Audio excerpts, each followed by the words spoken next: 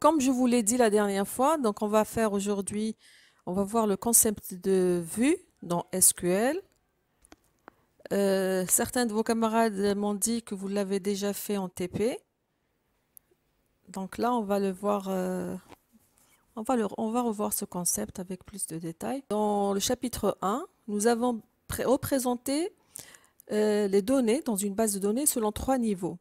On a dit qu'il y a 3 niveaux de représentation euh, des données d'une base de données dans les bases de données relationnelles. Il y a le niveau externe, le niveau conceptuel et le niveau interne. Niveau interne, c'est tout ce qui est niveau physique par rapport à l'implémentation de la base de données euh, par la création de tables, etc. Donc là, c'est le niveau physique, tel que les données sont représentées sur machine. Le niveau conceptuel, c'est le niveau logique. C'est l'équivalent du MLD, l'équivalent du modèle logique de données que vous avez vu en Meurize, normalement. Donc, par exemple, le modèle relationnel, c'est un modèle logique. D'accord? Et le schéma externe, c'est le schéma par rapport aux utilisateurs qui vont utiliser la base de données. Parce qu'on a dit qu'une base de données étant partagée par plusieurs groupes d'utilisateurs, ils n'utiliseront pas forcément la base de données de la même façon. D'accord? Ils n'ont pas besoin tous de la même chose.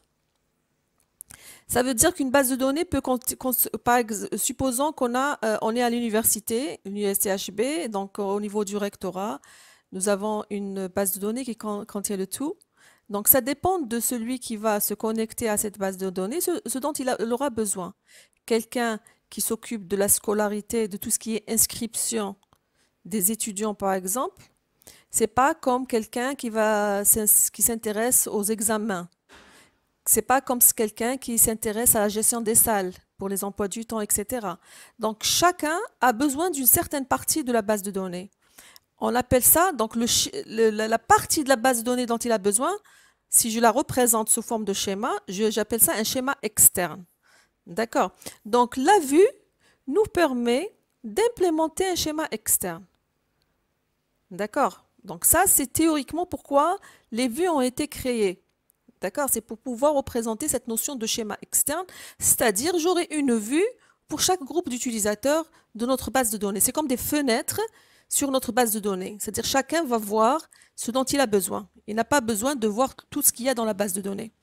D'accord? Donc ça, c'est l'intérêt de la création de ce qu'on appelle une vue. Alors, la définition que vous allez trouver maintenant, c'est-à-dire dans tous les ouvrages des bases de données relationnelles, on va vous dire qu'une relation est une relation virtuelle. Une relation virtuelle. D'accord? Il y a en théorique, au début, quand on a créé cette notion de vue, on parlait d'un ensemble de relations. Mais au niveau des SGBD, ça a été réduit à une seule relation. Parce que quand je dis schéma externe, je peux avoir besoin, dans ce schéma externe, de plusieurs tables virtuelles. D'accord? Donc, c'est un ensemble de relations virtuelles. Mais en pratique, ça a été réduit. Ça a été réduit à une seule relation. Donc, quand on dit une vue, dans un SGBD relationnel, c'est une seule relation virtuelle. D'accord? Ou table virtuelle. Calculable par une question, c'est-à-dire par une requête. Ça veut dire que la vue, pour l'obtenir, je dois définir une requête qui me permet d'obtenir le schéma de cette vue et le contenu de cette vue. On dit que c'est une fenêtre, je l'ai dit tout à l'heure, c'est une fenêtre sur la base de données, c'est-à-dire elle me permet de consulter la base de données, et on dit que c'est une fenêtre dynamique. Alors pourquoi on dit dynamique? Parce que si les données au niveau de la base de données changent, le contenu de la vue doit changer aussi. D'accord? Ça ne doit pas être figé, ça ne doit pas correspondre au contenu de la base de données à un moment donné. D'accord? La vue doit être à chaque fois rafraîchie. D'accord? Et donc, c'est une fenêtre dynamique. Il n'existe pas de fichier physique qui la représente. Ça, c'est la caractéristique principale d'une vue. C'est-à-dire quand on la crée, c'est pour cela qu'on dit virtuelle. Elle est virtuelle dans le sens qu'elle ne contient pas de tuple réellement sur le disque. D'accord? Il n'y a pas de tuple pour la vue. Donc, il n'y a pas de fichier physique qui la représente. Donc ça c'est la définition d'une vue. On va voir la commande qui nous permet de créer la vue. C'est la commande que normalement vous avez vue en TP.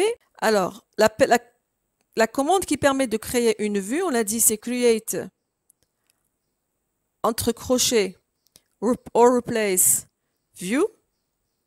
Le nom de la vue, liste des attributs, as et la requête SQL qui permet de la définir.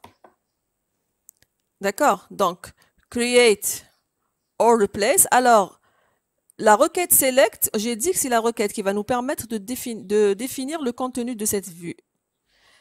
Or replace, quand est-ce qu'on ajoute, c'est entre crochets, ça veut dire que c'est facultatif. D'accord? Vous ajoutez cette clause, vous l'ajoutez, c'est-à-dire vous écrivez. Si c'est la première fois que vous créez la vue, vous pouvez directement écrire create view, directement. Si c'est la première fois que vous créez cette vue, directement create view. Si la vue existe déjà et vous voulez la modifier quelque chose dans sa définition, vous écrivez create or replace view. Parce que si vous écrivez create view et la vue existe déjà, le système va vous dire erreur, cette vue existe déjà, vous ne pouvez pas la recréer. D'accord? Pour lui, il va comprendre que vous voulez créer une autre vue avec le même nom, donc il va refuser. D'accord? Donc, or replace est utile, on l'utilise quand je veux modifier le contenu d'une vue. Donc, j'écris create or replace. C'est pas create ou bien replace, c'est les deux. D'accord? Le mot réservé view, le nom de la vue, la liste des attributs. La liste des attributs, c'est facultatif. Là, ça veut dire que je vais définir les attributs de ma vue. Si on ne précise pas, ça veut dire qu'il va prendre par défaut les attributs qui sont dans le select. La requête select ici, c'est une requête d'interrogation de SQL qui peut contenir tout ce que vous pouvez écrire dans une requête normale avec le select, tout ce que vous voulez. Vous pouvez même imbriquer des selects, etc. La seule chose qu'on ne pouvait pas ajouter dans cette requête, c'est le order by. Le order by, on a dit ça permet quoi? La clause order by permet quoi normalement? Vous me répondez?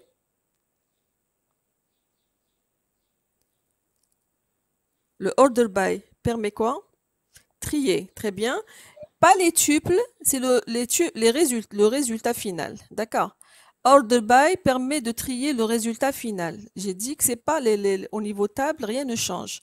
Donc, ici, dans une vue, on ne peut pas écrire le order by à l'intérieur de la requête, cette requête, parce que on est en train de créer une vue. C'est pas un résultat. D'accord.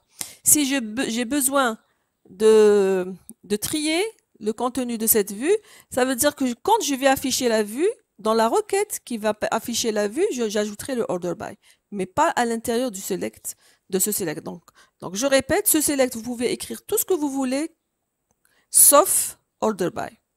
D'accord? Donc, ça, c'est pour la commande de définition. Donc là, c'est un exemple. On a notre relation bateau. Alors, bateau contient, je rappelle que bateau contient numéro bateau, nbat, non-bat, le nom du bateau et le sponsor. Je veux créer une vue qui va contenir juste les bateaux qui sont sponsorisés par Condor. D'accord? Donc, je fais select nbat, non-bat, from bateau, where sponsor égale Condor. C'est-à-dire, si je veux écrire cette requête sans créer de vue, je vais écrire ce select-là. Select nbat, non-bat, from bateau, where sponsor égale Condor. D'accord? Là, on n'a pas affiché le sponsor parce que c'est Condor. D'accord? Il n'y a que Condor dans ce select-là. Donc, cette vue, elle s'appelle... Qu'est-ce que vous avez dit, Mahmoudi?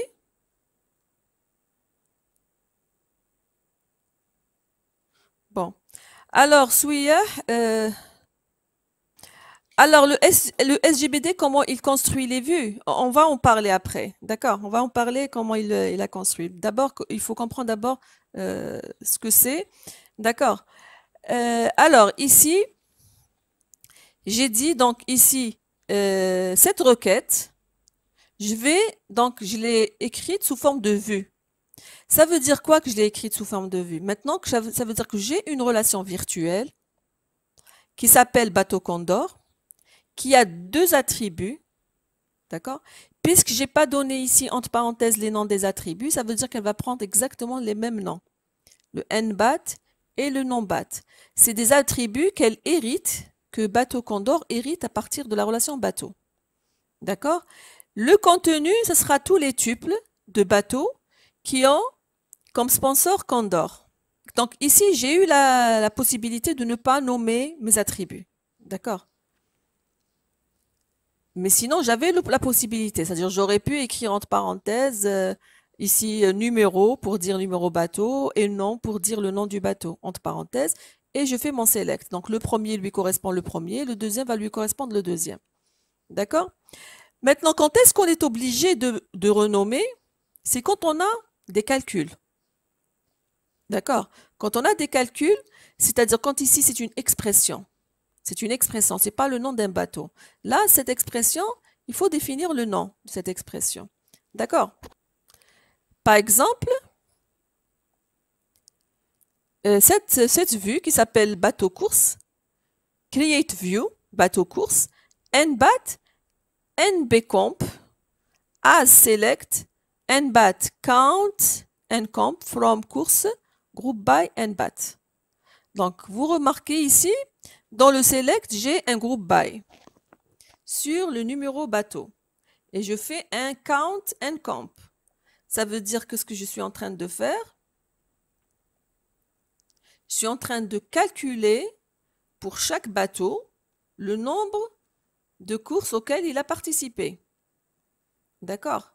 Cette requête, je vais la garder comme une vue qui aura comme schéma nbat, c'est le numéro du bateau, et nbcomp correspond au count qui va donner le nombre de compétitions ou le nombre de courses dans lesquelles a participé un bateau.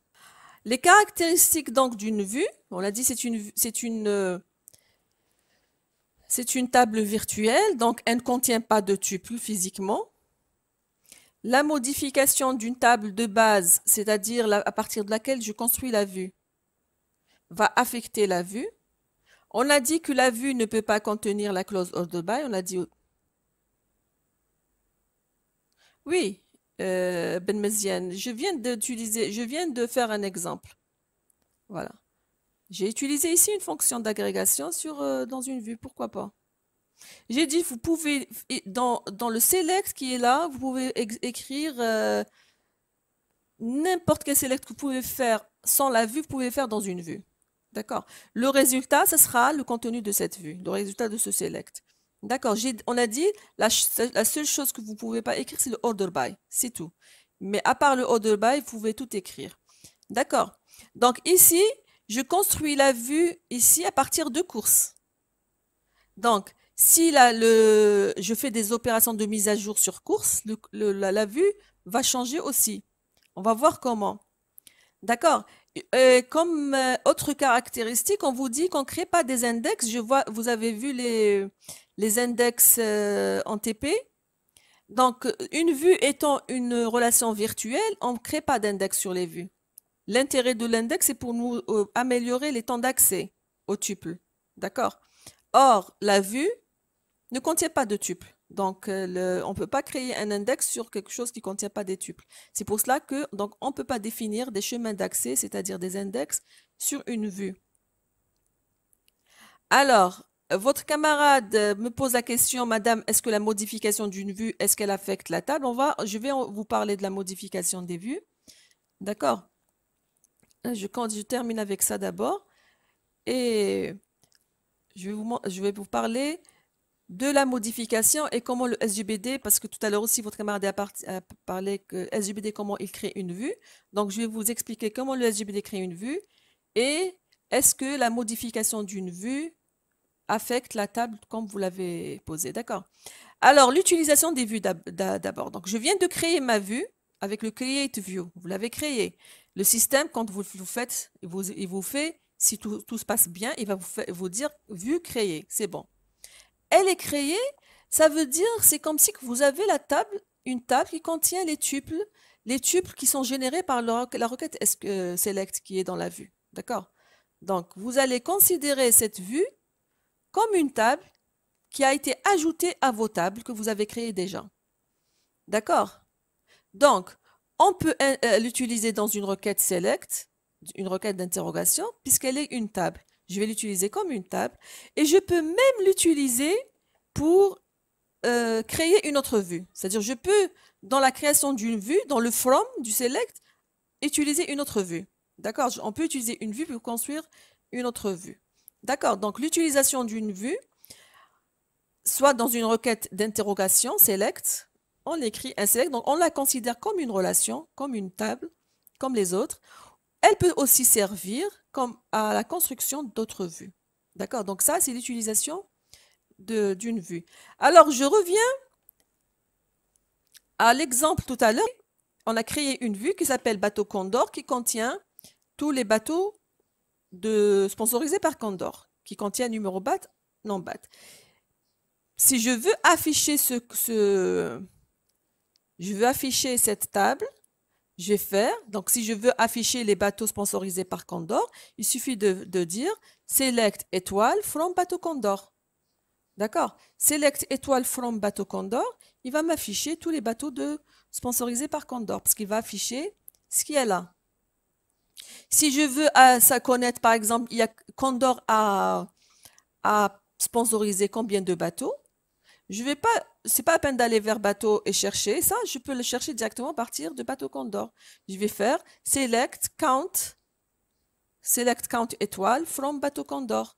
Le nombre de lignes, ce sera exactement le nombre de bateaux sponsorisés par Condor. Donc là, c'est des exemples d'utilisation d'une vue. Je suis en train d'écrire des requêtes d'interrogation d'une vue.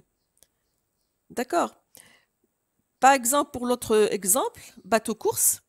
Bateau course, on a dit, elle donne le numéro de bateau et le nombre de courses. D'accord? Si je veux chercher quels sont les bateaux qui ont participé à plus de 5 courses, par exemple, je vais écrire select nbat from bateau course where nbcamp est supérieur à 5. D'accord? Voilà. Si je veux connaître les bateaux qui ont participé à plus de 5 courses, puisque bateau course me donne le numéro bateau avec le nombre de courses. Donc, à partir de bateau course, je vais faire select nbat from bateau course, where directement nbcamp supérieur à 5. D'accord? Donc là, c'est des exemples d'utilisation des vues. Je vais les utiliser exactement comme des relations. D'accord?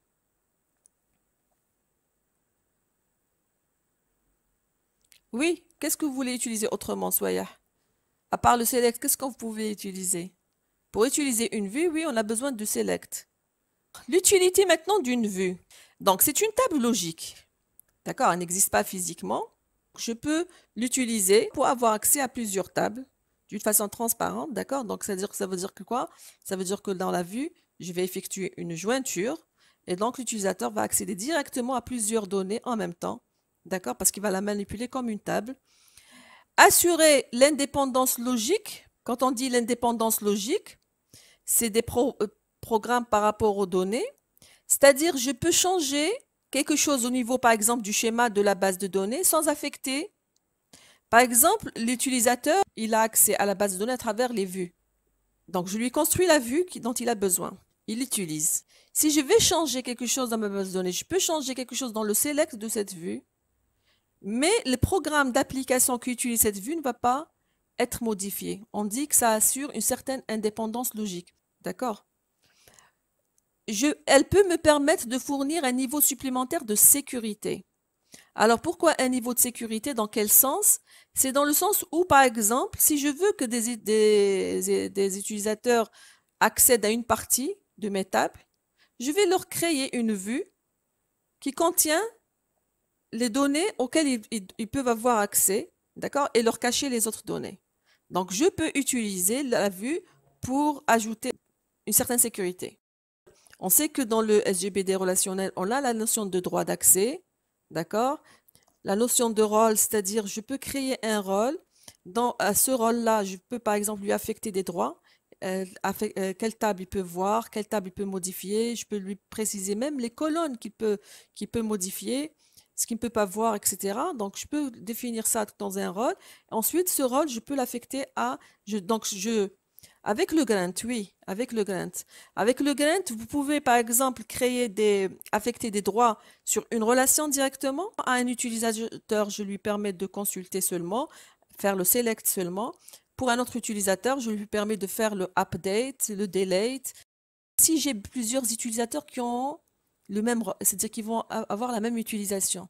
Pour ne pas répéter l'opération du Grant sur plusieurs utilisateurs, je crée ce qu'on appelle un rôle. Je lui donne les privilèges que je veux.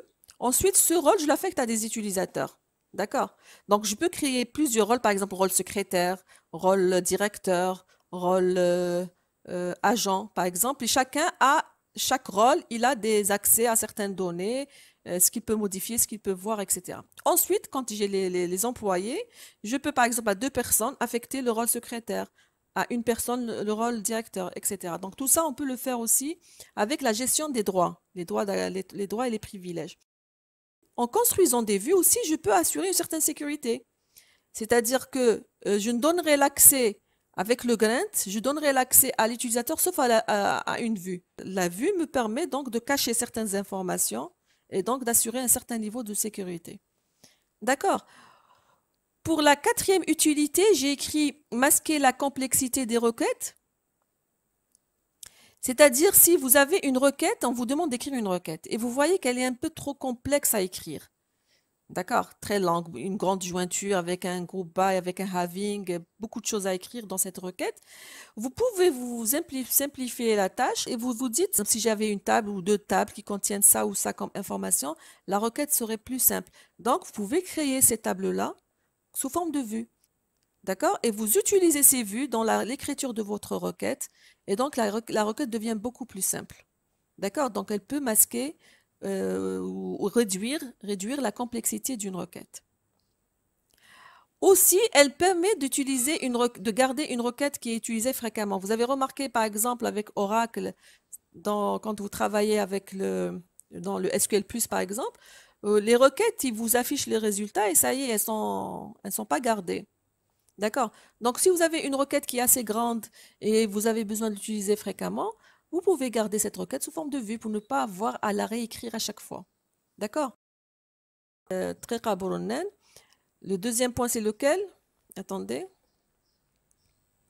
L'indépendance logique, oui, je vais le revenir. Alors, pour votre camarade qui a parlé du deuxième point, c'est l'indépendance logique. Dans les SGBD, on parle de indépendance physique et indépendance logique. Indépendance physique, c'est quand je peux réorganiser mes données sans toucher les programmes d'application. Ça, c'est possible en utilisant les index. Par contre, l'indépendance logique, c'est les programmes d'application qui ne sont pas touchés par rapport au changement au niveau schéma. D'accord? Je change quelque chose au niveau du schéma de mes tables, au niveau du schéma de la table, et les programmes d'application ne sont pas touchés. D'accord? Par exemple, ici, comme j'ai dit, la vue permet de le faire. Si l'utilisateur accède à mes tables à travers la vue, si je change quelque chose dans mes schémas, ce changement va se répercuter au niveau des vues en changeant la définition de la vue. D'accord? Dans le select de la vue. D'accord? Mais celui qui utilise la vue ne va pas voir ce problème. D'accord? Je ne sais pas si vous comprenez. C'est-à-dire si un utilisateur il a l'accès à la base de données à travers une vue, d'accord? C'est transparent pour lui. Lui, il va utiliser la vue comme une table. Maintenant, au niveau du requête de cette vue, si je vais opérer des modifications au niveau de son select, pour l'utilisateur, rien ne change. Bien sûr, je ne lui touche pas le schéma de la vue. D'accord? Bien sûr, quand je dis indépendant, c'est pas 100%, il y a toujours des petites contraintes. Ça veut dire que là, la vue, je lui change pas le schéma de la vue. D'accord? C'est-à-dire quand je définis la vue avec un certain nombre d'attributs, je vais pas le toucher, mais je vais toucher son select. Je vais changer dans la définition du select parce que j'ai fait des changements dans le schéma de mes tables. Donc, ça assure une certaine indépendance logique entre les programmes d'application et les données. Est-ce que, Brunel, vous avez compris? C'est ça, d'accord. Donc, c'est ça le sens indépendance logique. Voilà.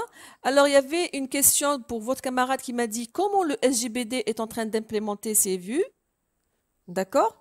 Alors, le SGBD, quand vous créez, quand l'utilisateur fait create view, quand il fait un create view, le système va créer, le SGBD va créer cette relation. D'accord? Comme il le fait quand vous faites create table. D'accord? Alors, il y a ce qu'on appelle les catalogues dans notre SGBD. Dans le SGBD, il y a ce qu'on appelle les catalogues ou bien ce qu'on appelle la base de données du système, la base de données du SGBD. Dans cette base de données, il doit garder toutes les informations de nos bases de données, de nos tables, de tout ce que vous faites. D'accord? Par exemple, quand vous créez une table, create table, vous donnez le nom de la table et vous donnez une description des tuples. Le SGBD, qu'est-ce qu'il va garder? Il va garder la table que vous avez créée, c'est-à-dire quel utilisateur a créé quelle table, d'accord? Il va garder les informations sur les attributs de cette table. Chaque attribut, il va garder son type, sa longueur, etc. D'accord? C'est-à-dire, en plus des données, quand vous remplissez votre table avec des tuples qui sont gardés dans le disque, d'accord, sous forme d'enregistrement, en plus de ça, il garde l'information sur vos tables. Par exemple, quand vous faites, je sais pas, vous connaissez la commande describe, par exemple, describe une table. Comment il va répondre à cette describe, c'est-à-dire donner la description de la table, le schéma de la table. Comment il va pouvoir répondre à ça? Le SGBD, il va consulter le catalogue. Le catalogue, c'est un fichier système qui contient toutes les informations sur les différentes tables avec le nombre de leurs attributs. D'accord, il a la table qui contient un fichier qui contient les informations sur les tables et un fichier qui contient les informations sur les attributs de chaque table. D'accord, en utilisant ces deux fichiers, il va pouvoir afficher le schéma d'une table. D'accord, il ne va pas aller vers parcourir les tuples pour répondre à une question comme ça. D'accord, describe le nom d'une table, il va voir juste la structure, le schéma qu'il garde dans des fichiers. D'accord. Donc, pour les relations virtuelles, les vues, il va faire la même chose. Il garde la structure comme une table. Il va garder sa structure, c'est une table virtuelle qui s'appelle bateau course, qui contient deux attributs. Et il garde aussi la requête qui permet de construire la vue. Il va garder la requête. Quand vous allez faire le select, une requête avec select qui contient une vue, le système va faire ce qu'on appelle une composition de vue. Ça veut dire qu'il va réécrire. Il va réécrire la requête. D'accord? Avant de l'exécuter. C'est-à-dire qu'il y aura toute une transformation de cette requête la requête ne fera appel que à des relations de base de données qui existent réellement. Ensuite, il génère son plan d'exécution. D'accord? Alors, l'autre question, c'était pour la modification, je pense. Il y avait quelqu'un qui a posé la question sur la modification. D'accord? C'est Shimloul. Il m'a dit, est-ce que la modification d'une vue modifie la modification d'une table? Toute modification que vous faites sur une vue, ça va se répercuter sur les tables que vous avez utilisées pour construire cette vue. Puisque la vue ne contient pas de tuples. Donc, tout ce que vous faites sur la vue, si vous faites un insert into, un delete from ou un update, ça va se répercuter sur la relation de source que vous avez utilisée pour construire cette vue. D'accord? Donc, si vous l'avez construit à partir d'une jointure, il n'y aura plus une correspondance entre les tuples de la vue et les tuples de cette jointure. C'est pour cela qu'on ne peut pas répercuter les opérations. Si vous avez fait un select à partir d'une seule relation, d'accord? Un select from une seule relation. Mais vous avez utilisé un group by avec un calcul. Quand on fait un group by, on a dit on regroupe. Pour chaque groupe de lignes, on aura un seul résultat, une ligne résultat. Et donc, il n'y aura plus une correspondance une à une entre la table entre la vue et la table source. Donc aussi, quand il y a un group by comme ça, avec une fonction de calcul, vous ne pouvez plus faire de mise à jour à travers une vue. Par contre, si donc vous n'avez pas de group by, vous avez une seule relation, d'accord? Et si, comme votre camarade a fait la remarque, si vous avez la clé primaire ici, on peut modifier à travers cette vue. Tout ce que je peux faire comme insert, delete ou update va pouvoir être répercuté sur bateau. D'accord? Mais seulement là, si vous faites un insert, ça veut dire il ne va pas insérer Condor. Il va laisser vite le sponsor. Parce que bateau Condor contient deux attributs, un bat et non bat. D'accord? Donc si vous insérez, vous allez insérer un numéro et un nom et que le sponsor va être laissé vide. Est-ce que vous avez des questions, mademoiselle ici? On n'est pas en train de parler de la modification de la structure de la vue.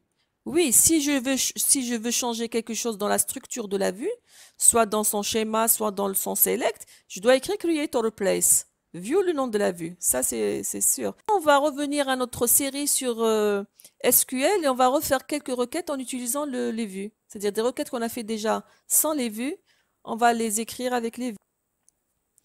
Alors, on va voir laquelle qui est la plus intéressante. Par exemple, ce qu'on voit, on fait par exemple les deux dernières. La 6.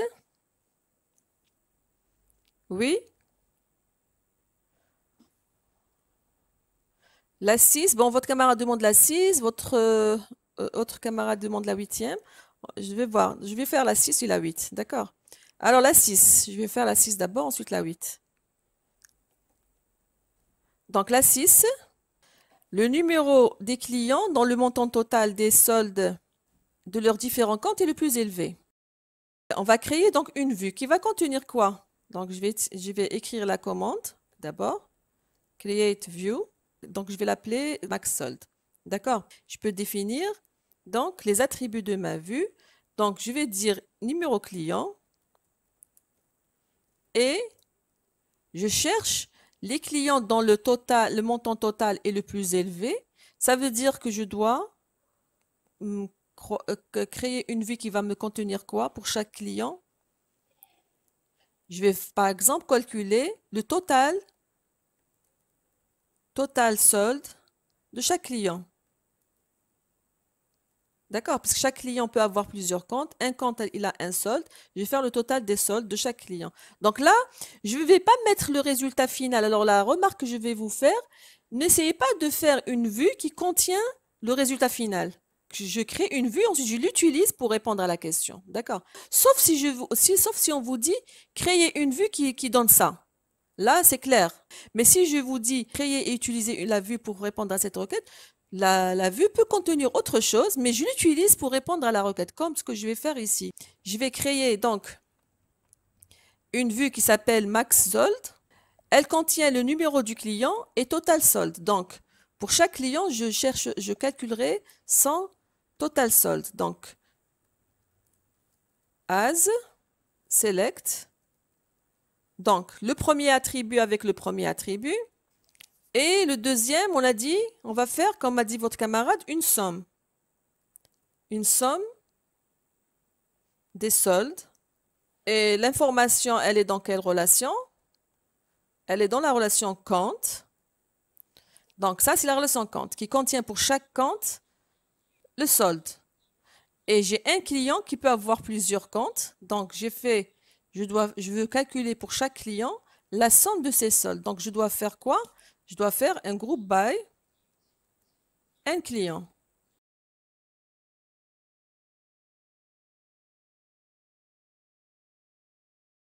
Donc, qu'est-ce qu'elle contient cette vue max solde?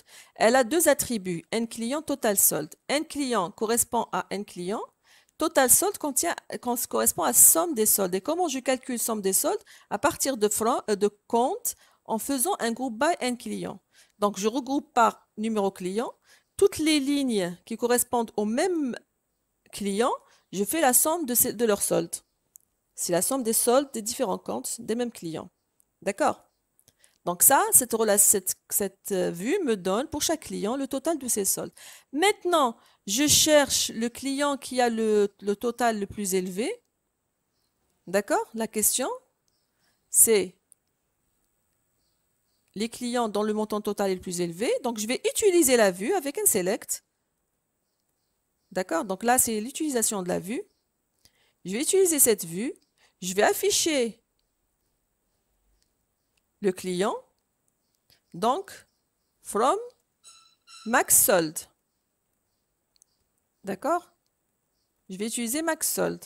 La condition, c'est quoi? Pour dire que le client a le maximum des soldes, je vais faire la condition sur total solde. D'accord? Alors, c'est quoi la condition sur total solde? Total solde doit être égal à la plus grande valeur, au maximum. Et comment on a dit qu'on cherche le maximum d'une colonne?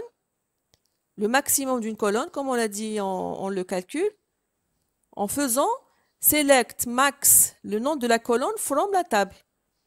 D'accord? Donc, le maximum de select max total solde from max solde. Est-ce que c'est clair? Votre camarade me propose une écriture. Select un client max total solde from max solde. Non. Non. Écoutez, quand vous avez un attribut dans le select, là, c'est une indication qui va vous aider à éviter les erreurs. Quand vous avez un select, attribut, virgule, une fonction, ça veut dire que ce select doit contenir un group by. Vous suivez, Brunnen? Pourquoi il doit contenir un group by? Parce que vous faites select un client, max total solde. Ça veut dire que ce maximum, vous voulez le calculer par rapport au client. Pour chaque client, vous calculez le max. Vous comprenez? Donc, il y a un group by. Si vous ne faites pas de group by, vous ne pouvez pas écrire attribut, virgule. Ça veut dire que vous allez écrire select max. Comme j'ai écrit ici. Alors, cette partie que j'ai sélectionnée, qu'est-ce qu'elle fait?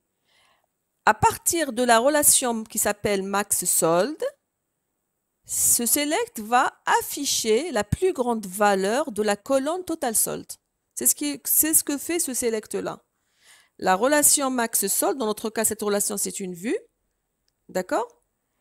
Il va afficher la plus grande valeur de total solde.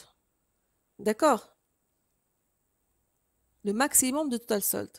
Si vous écrivez ici un attribut virgule max, ça veut dire qu'il doit avoir un group by. Et ici, dans mon cas, ici, je n'ai pas besoin de faire un group by. D'accord? Donc, Ralta Brunnen. Je ne sais pas si vous avez compris la remarque.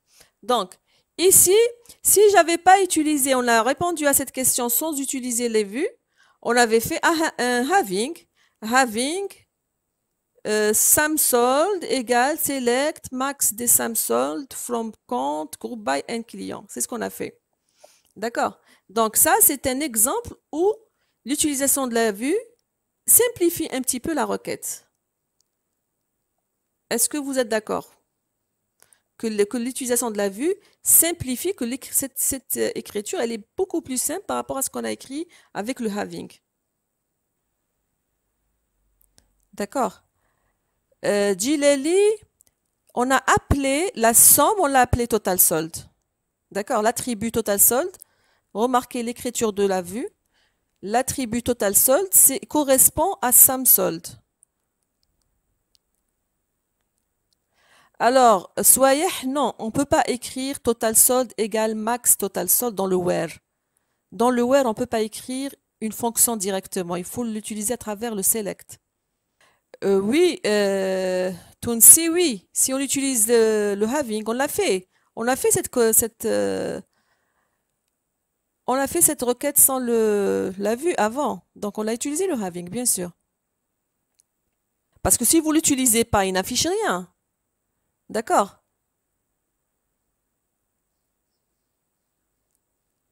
D'accord. Si on crée la vue. Si vous la créez, ça y est, elle est gardée. Mais il n'affiche rien. Pour qu'il l'affiche, il faut l'utiliser. D'accord? Alors, Aria Cilia me dit, j'ai fait la même chose avec la moyenne générale et ça a marché. Je n'ai pas dit que ça ne marchait pas. Il faut m'envoyer votre requête et je vous dis si c'est correct ou pas. Je sais pas. Elle me dit, avec la moyenne générale des étudiants pour afficher la moyenne max. Mais qu'est-ce que vous avez écrit? Est-ce que ce que je viens de faire ou autre chose? D'accord. Pour Aira, il faut me dire ce que vous avez écrit exactement. Alors, non, Bournen, il ne va pas exécuter s'il n'y a pas le groupe by. Quand vous avez un select, un attribut, virgule, une fonction, ça veut dire que vous voulez calculer cette fonction selon l'attribut, par cet attribut. Donc, il y a un groupe by sur ces attributs-là. D'accord. D'ailleurs, vous pouvez... Alors, qu'est-ce que vous avez dit? Oui, quand on travaille avec la fonction. Alors maintenant, écoutez bien. Quand on travaille avec la fonction euh, sans le groupe by, comme ici, ça veut dire que j'applique la fonction. C'est pas la même chose, Cilia. Écoutez, écoutez. Quand j'écris le max comme ça, j'ai utilisé une fonction de calcul, d'accord, sur une relation et il n'y a pas de groupe by. Ça veut dire quoi? J'applique cette fonction sur la colonne que j'ai précisée ici pour toute la relation qui est là. D'accord? Même si dans la relation là, il y a des jointures avec des restrictions, tout est possible. Vous pouvez écrire tout ce que vous voulez. D'accord? Mais il n'y a pas le groupe by. Quand il n'y a pas le groupe by, ça veut dire que par rapport à ce qu'il y a à l'intérieur ici, il va faire pour la totalité de la colonne. D'accord? Maintenant, s'il y a un groupe by, ça veut dire qu'il va appliquer la fonction selon les groupes. D'accord? Il va l'appliquer la fonction pour chaque groupe. Donc, quand il n'y a pas de groupe by, il y a un seul résultat ici. Quand on utilise un groupe by, il y aura autant de résultats que de groupes. D'accord? C'est ça la différence quand j'utilise une fonction avec groupe by ou sans groupe by. Maintenant, si vous avez un attribut ici, virgule la fonction, ça veut dire forcément vous avez un groupe by. D'accord? Parce que si vous avez un attribut, virgule, une fonction, le SGBD il va vous dire erreur, il y a groupe by qui manque. Vous pouvez l'essayer. D'accord? S'il n'y a pas l'attribut, on peut avoir un groupe by comme on peut ne pas l'avoir. Parce que quand vous avez le groupe by, imaginez, vous avez ça, groupe by, par exemple, groupe by n client. Ça veut dire que vous avez calculé le max pour chaque client. D'accord? Si vous faites select max total sold from max sold, ماشي from max sold, from count, group by n client, from count, group by n client, ça veut dire pour chaque client, il va vous donner le plus grand solde de chaque client. D'accord? Il n'est pas en train d'afficher le n client, mais il va afficher autant de valeurs qu'il y a de clients. D'accord? Et pour chaque client, il va afficher le maximum de ses soldes. La valeur maximum de ses soldes. Il n'est pas en train de faire le total ici. Si je fais ici, count. Donc, pour calculer les clients qui ont le total égal au maximum, donc j'ai dit total ici. Votre camarade qui a parlé de total tout à l'heure m'a dit il n'y a pas total, c'est Sam solde. Sam solde ici, on l'a appelé total solde. D'accord? On a un client qui correspond à un client et total solde qui correspond à Sam solde. D'accord? Donc, je vais vers la relation max solde, c'est-à-dire la vue. Je vais prendre les lignes qui ont le total solde égal au maximum. Et le maximum, c'est comme ça qu'on le calcule, c'est select max total solde from max solde. D'accord. Avant de terminer, je vais faire rapidement la 8. Votre camarade tout à l'heure l'a demandé.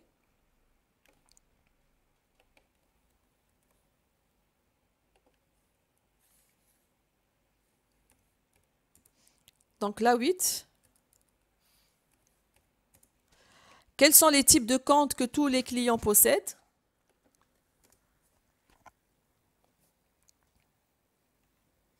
Comment répondre à cette question? C'est-à-dire la vue, comment je vais créer la vue? Je vais calculer par exemple, pour chaque type compte, le nombre de clients qui possèdent ce type. D'accord?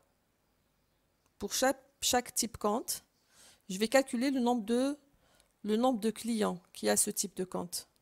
Je vais l'appeler nombre client par type compte. Donc, pour chaque type compte, j'aurai type compte. Create view, j'ai dit type compte. Type compte. On va l'appeler type C pour simplifier. Voilà. type count, je l'ai appelé ici type C. Et nombre client, je vais dire NBC, c'est le nombre de clients. D'accord. As, alors, select type count, donc je vais prendre exactement le même nom. Type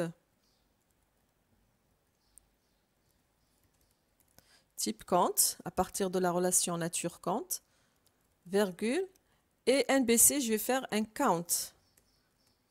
Je vais calculer les clients. D'accord. Voilà. Donc, la relation à partir... Parce que normalement, puisqu'on a traité déjà les requêtes avec select, donc from, qu'est-ce qu'on a dit? J'ai besoin de count et de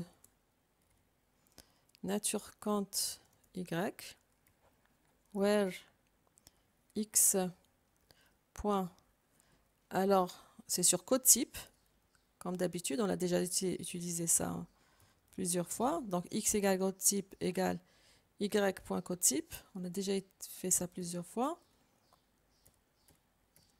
D'accord, la jointure c'est sur code type.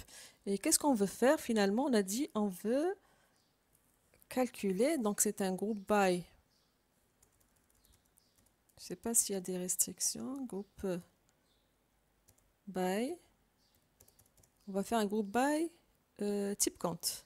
Donc select type count. Je veux calculer pour chaque type count, il y a combien de clients. Donc là, le count, c'est pas étoile. D'accord. Khattab m'écrit n-count. Non, le n-count, c'est pas suffisant. Parce que je veux calculer, il y a combien de clients. D'accord. Donc ici, dans le count, ici le étoile, c'est pas étoile, c'est un client. Et qu'est-ce que je dois ajouter en plus? On l'a vu la dernière fois. Donc je dois préciser. Je dois calculer le nombre de clients. D'accord? Et ce que je dois préciser, voilà, que le client ne se répète pas. Et je vous ai dit qu'on peut écrire la dernière fois comme ça. Voilà. Quand j'écris distinct comme ça veut dire que il ne va pas reprendre le même client deux fois. D'accord? Pardon? Non, pourquoi le having? Le having, on n'en a pas besoin parce que je vais le faire quand je vais utiliser maintenant la vue. Je n'ai pas besoin de faire le... Parce que je vous ai dit que la vue ne contient pas le résultat final de la question. Je construis une vue, ensuite je vais l'utiliser. D'accord? Je vais l'utiliser pour répondre à la question. Est-ce que vous voyez que ici maintenant, avec ça, est-ce que vous êtes d'accord que cette vue me donne pour chaque type compte le nombre de les clients qui ont ce type compte? Est-ce que vous êtes d'accord avec ça? Très bien. D'accord. Maintenant, pour répondre à la question, donc il ne faut pas oublier le point virgule, comme pour toute requête SQL, il y a toujours le point virgule. D'accord? Maintenant, je vais l'utiliser pour avoir les types comptes qui ont tous les clients. Donc, tout simplement, select, je vais utiliser ma vue, select le nombre client par type compte, ça c'est le nom de la vue. Bon. Alors, je vais sélectionner quoi? Le type compte, parce que c'est ce qu'on nous demande, quels sont les types comptes. Je vais sélectionner ça. C'est type C, je l'ai appelé type C. D'accord? Je l'ai appelé type C. Donc, je select type C from nombre client par type compte. D'accord? Ça, c'est le nom de la vue. C'est le nom de la vue. Maintenant, la condition, on a dit que c'est les vues qui, c'est les types compte qui ont tous les types, donc, where NBC. NBC, c'est le nombre de clients. Donc, pour chaque ligne de cette vue, elle a les numéros de le type compte en face, le nombre de clients. Donc, pour chaque tuple de cette vue, je vais vérifier, est-ce que ce type compte a le total de clients? Donc, le nombre total de clients, on sait comment le faire. On va le ramener à partir de la table client. D'accord? Donc, NBC égale select. Je vais compter, il y a combien de clients dans la table client, tout simplement.